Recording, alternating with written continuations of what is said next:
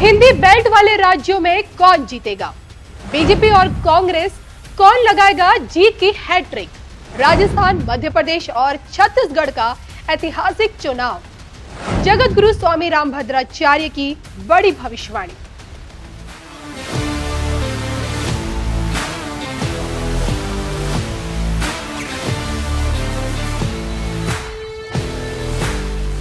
नमस्कार, मैं हूं आपके साथ कविता राणा।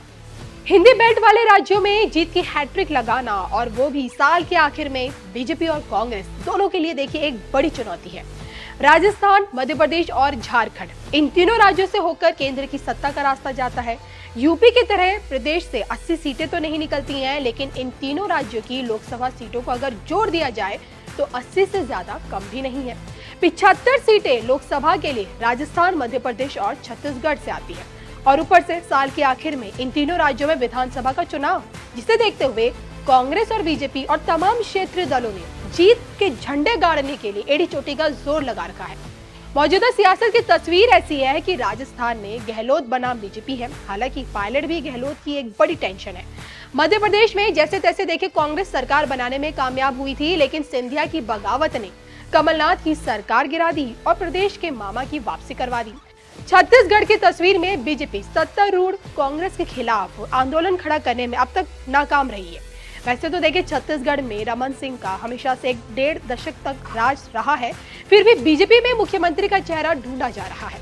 अब आपको याद होगा कि 2017 की शुरुआत में इन तीनों ही राज्यों में जब कांग्रेस की सरकार बनी थी, जीत का सेहरा राहुल गांधी को पहनाया गया था, और ऐसे में फिर से तीनों राज्यों में कांग्रेस का जीतना राहुल गांधी की आन बान और शान वाला सवाल है।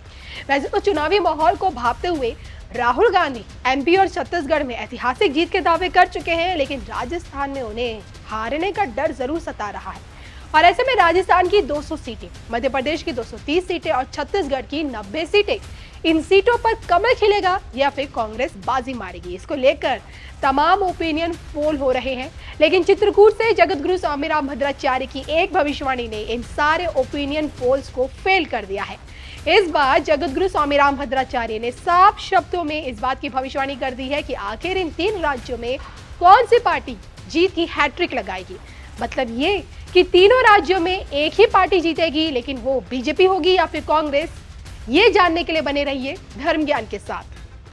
तो जगत गुरु स्वामी रामभद्राचार्य समाज में देखिए बड़े ही आदर के साथ इनका नाम लिया जाता है, और इस बार हिंदी बेल्ट में होने वाले चुनावों को लेकर 80 से ज्यादा ग्रंथों के रचयिता, 22 भाषाओं के ज्ञाता, देववाणी करने वाले जगत गुरु का ये कहना है कि राजस्थान, छत्तीसगढ़, मध्य प्रदेश में इस बार भाजपा की सरकार बनेगी।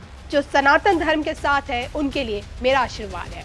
अब यहाँ गौर करने वाली बात ये कि जगत गुरु द्वारा की गई भविष्यवाणियां कभी गलत अब तक तो नहीं हुई है। चुनावों से पहले जगत गुरु ने जब कभी मोदी जी के प्रधानमंत्री बनने की बात कही, बातें सच निकली। रामनाथ कोविंद के राष्ट्रपति बनने की भविष्यवाणी सही निकली। योगी के दोबारा मुख्यमंत्री बनने की भविष्यवाणी सटीक निकली। और तो और देखिए, डंके की चोट पर इन्होंने न सिर्फ राम मंदिर बनने की भविष्यवाणी की थी, बल्कि अदालत के सामने विवादित स्थल पर मंदिर होने के सबूत भी दिए, जिसे कोई झुठला नहीं पाया। और इतना ही नहीं, चंद्रयान 3 की सफलता से एक दिन पहले ये बता दिया था कि अब की बार हम चांद पर जरूर पहुंचेंगे। और शायद यही कारण है कि लोग जगत गुरु को गौर से सुनते हैं, उनसे, उनके जीवन से प्रेरणा लेते हैं। जी हाँ, जगत गुरु स्वामी रामभद्राचार्य का जीवन एक खुली किताब की तरह है। हर कोई ये जानता है कि 2 माह की आयु में दृष्टिहीन हो चुके थे, लेकिन अपनी इसी कमजोरी को उन्होंने अपनी ताकत बनाई, सुनकर ज्ञान अर्जित किया, और उसी ज्ञान के बल पर 80 से ज्यादा ग्रंथों की रचना की। आज की डेट में 22 भाषाओं से भी ज्यादा के जानकार हैं। बतौर कथावाचक दुनिया को अध्यात्म से जोड़ रहे हैं, और जो कि देखिए नाम में ही राम बसते हैं, और इसलिए प्रभु राम की भक्ति में हमेशा रमे नजर आते हैं। तो बीते महीने जब जगत गुरु नोएडा पधारे थे, तो हमारी भी उनसे भेंट हुई, और ये मुलाकात किस प्रकार से हमारे लिए और शायद उनके लिए भी खास रही, देखिए इस छोटे से इंटरव्यू में। प्रणाम गुरुजी, मैं धर्म ज्ञान से कविता राणा हूँ, और सबसे पहले तो आप नोएडा पधारे, इसलिए आपका बहुत बहुत स्वागत है।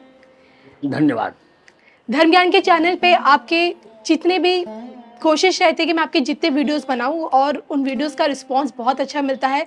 लाखों लोग आपके वीडियोस को देखते हैं, और उनकी हमेशा ये उम्मीद रही है कि आप आएँ और धर्म ज्ञान पे उनसे जुड़िए। और मैं फटाफट से आपसे बस ये जानना चाहती हूँ कि आप जगत गुरु हैं और बीते 9 सालों में मोदी जी की मंदिर नीति जो हम सब देख रहे हैं, आपको लगता है बीते 9 सालों में उनकी इसी मंदिर नीति से कोई बदलाव आया हमारे देश में, हमारे भारत में? बहुत बदलाव आया है। जी। मंदिर नीति से नहीं, राष्ट्र नीति बोलिए तो अच्छा लगेगा। राष्ट्र में मंदिर भी आ जाएगा। राम मंदिर की लड़ाई में आपने एक निर्णायक भूमिका निभाई है जी, और आज हम सबके सामने राम मंदिर का भव्य निर्माण हो रहा है। अब आप आगे क्या चाहते हैं सरकार से? अब आगे हम चाहते हैं कि हमको कृष्ण मंदिर भी मिले और काशी विश्वनाथ भी मिले। आप ही के जो परम प्रिय शिष्य हैं आचार्य धीरेन्द्र शास्त्री जी, हिंदू राष्ट्र को लेकर जिस तरह से उन्होंने आंदोलन छेड़ा हुआ है पूरे देश में, मैं आपसे जानना चाहती हूँ कि क्या ये प्रैक्टिकली या धर्मनिरपेक्ष इस भारत में जो विविधता में एक मुझे एक बात कहनी है, जी सेकुलरिज्म का अर्थ धर्म निरपेक्ष नहीं होता, जी पंथ निरपेक्ष होता है। जी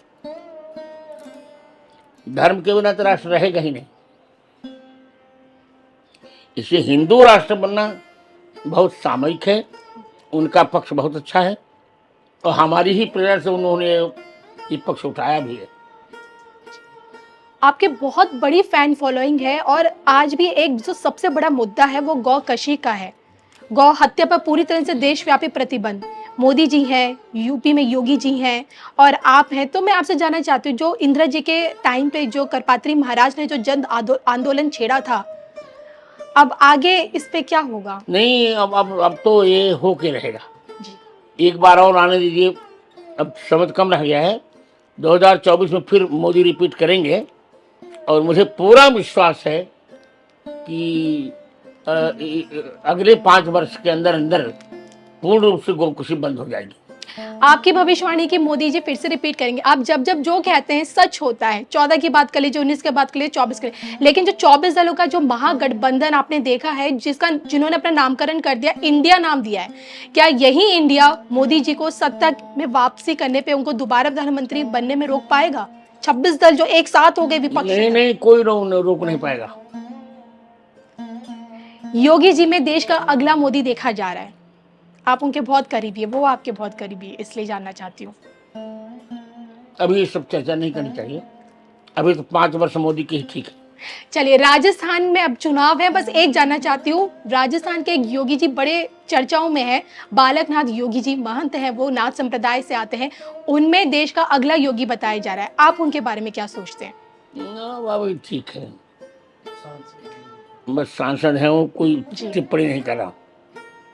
चलिए, जाते जाते बस एक देश एक कानून पे आपकी टिप्पणी चाहिए।